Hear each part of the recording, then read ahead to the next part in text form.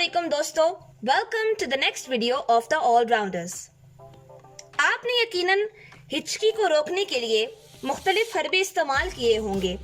जैसा कि हम अपने बड़े बूढ़ों से सुनते हैं कि हिचकी आने पर पानी पियो, उल्टी गिनती करो या फिर चोरी जैसा इल्जाम लगाकर ध्यान हटाओ। लेकिन इन सब तरीकों के बावजूद हिचकी तो नहीं रुकती। आपने कभी सोचा कि हिचकी क्यों आती है और ये क्यों जरूरी है? इस वीडियो को आखिर तक देखकर जानिए कि हिचकी की असल वजह क्या है और हिचकी से जिस्म को क्या फायदा मिलता है। दोस्तों, हिचकी में कुछ पुरस्कार नहीं है, वो उस अमल का नतीजा है जो जिस्म खुद को बचाने के लिए लेता है। आइए देखते हैं कि ये कैसे है। जिस्म के, जैसा कि आप जानते हैं, बहुत से इस्तराब यानी रिफ्लेक्सेस हैं। एक इस्तरारी या रिफ्लेक्स अमल जिस्म के किसी खास किस्म के मुहर्रिक यानी कोई बैरूनी अमल का जवाब होता है। ये जवाब हमेशा एक जैसा रहता है और ऐसा लगता है क्योंकि हमारे औसाबी निज़ाम यानी नर्वस सिस्टम में बाज़ औसाबी राब्ते बनाए गए हैं। हम फैसला नहीं करते कि क्या कार्रवाई की जाए। औसाबी राब्ते हमारे कंट्रोल के बगैर अमल में आते हैं, यानी कि वो इनवॉलंटरी होते हैं। मिसाल के तौर पर, हम जब अपना खाना निगलते हैं तो डाइजेस्टिव सिस्टम फौरन ही एक्टिवेट हो जाता है।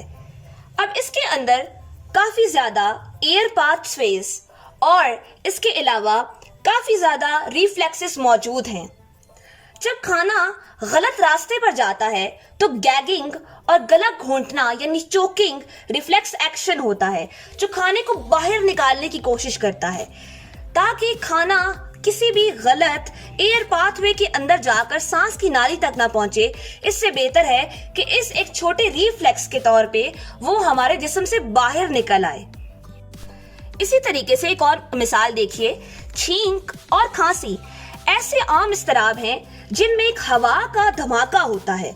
हवा का इस्तेमाल जिस्म को उस मादे से छुटकारा दिलाने के लिए किया जाता है जो वो नहीं चाहता, यानी जो चीज हमारे लिए नुकसानदेह होती है। छींक या खांसी के जरिए एक रिफ्लेक्स एक्शन जो कि छींक और खांसी है वो उसको उसके जिस्म से, हमारे जिस्म से निकाल देती हैं। दोस्तों, अब बात करते हैं हिचकी की। हिचकी की असल वजह क्या है? हिचकी शुरू होती है क्योंकि कोई गर्म खाने ने अंदर से कुछ रास्ते को परेशान कर दिया है। ये जब पेट में गैस डायाफ्राम के ऊपर दबाती है। डायाफ्राम सीने को पेट से अलग करता है। डायाफ्राम सख्त है और फेफड़ों में हवा खींचता है, लेकिन हवा गुजर नहीं सकती और हमें महसूस होता है कि उस वक्त हवा रुक गई है। लिहाजा हिचकी जिस्म का एक ऐसा रिफ्लेक्स अमल है जो पेट से खाना या गैस निकालने की कोशिश करता है। इस तरह डायाफ्राम को परेशान करता है, जिसके नतीजे में फेफड़ों के अंदर और बाहर हवा के गुजरने पर असर पड़ता है। हम इस टकराने को समझते हैं और कहते हैं कि ये हमें हिचकी आई है।